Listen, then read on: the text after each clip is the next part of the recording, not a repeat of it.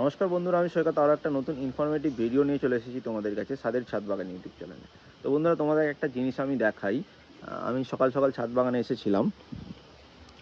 এই যে আমার বাগান বিলাস গাছটা তোমরা দেখছো, এটা একটা মাল্টি গ্রাফটিং বাগান বিলাস ছিল। এতে তিনখানা গ্রাফটিং আমি করেছিলাম। তিনটের মধ্যে তিনটেই কিন্তু সাকসেসফুল হয়েছিল।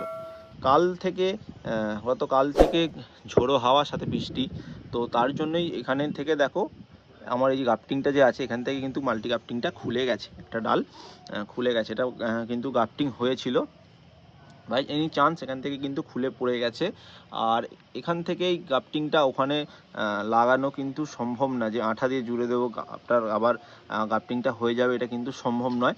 তাই যারা বাগান বিলাস করো বা যে কোনো গাছ তোমরা ভালোবাসো, মাল্টি গ্রাফটিং করে থাকো গাছেতে, তাদের উদ্দেশ্যে আমি একটাই অনুরোধ করব যে এই ঝোড়ো হাওয়ার সময় বা এই বর্ষাকালে গাছকে হয় শেডের ভিতরে রাখো যেখানে হাওয়া কম লাগবে, নয়তো বা সাপোর্ট দিয়ে ভালো করে কিন্তু গাছকে বাঁধতে হবে, নাহলে কিন্তু এইভাবে গ্রাফটিং খুলে পড়ে যাবে।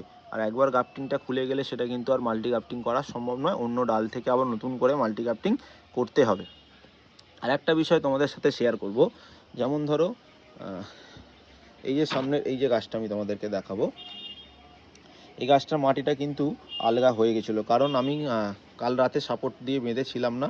তো সেই কারণেই হয়তো গাছটা কিন্তু মাটি কিন্তু আলগা হয়ে গেছিলো। আমি সকাল সকাল উঠে এসে কিন্তু এইভাবে একটা সাপোর্ট দিয়ে বেঁধে দিয়েছি, যাতে গাছটা আর মাটি আলগা না হয়ে যেতে পারে। মাটি আলগা হয়ে গেলে কিন্তু গাছ ঝিমিয়ে পড়বে, কিন্তু গাছ ঝিমিয়ে পড়লে কিন্তু গাছের সমস্যা দেখা দেবে, তখন কিন্তু নানা রকম ট্রিটমেন্ট করে আবার গাছটাকে তোমাদের রিকভারি করতে হবে।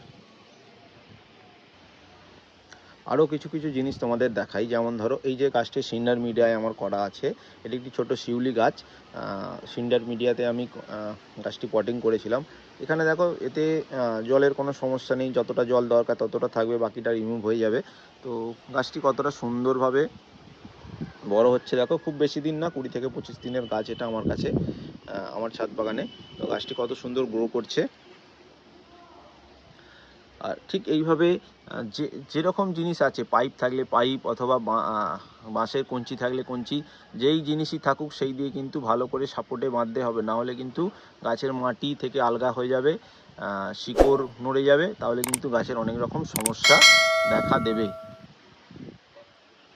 বন্ধুরা, ভিডিওটি যদি ইনফরমেটিভ লাগে তাহলে চ্যানেলটিতে সাবস্ক্রাইব করে দিও, ফেসবুক থেকে দেখলে ফেসবুক পেজটি ফলো করে দিও, আর ভিডিওটির জন্য একটি লাইক করে দিও।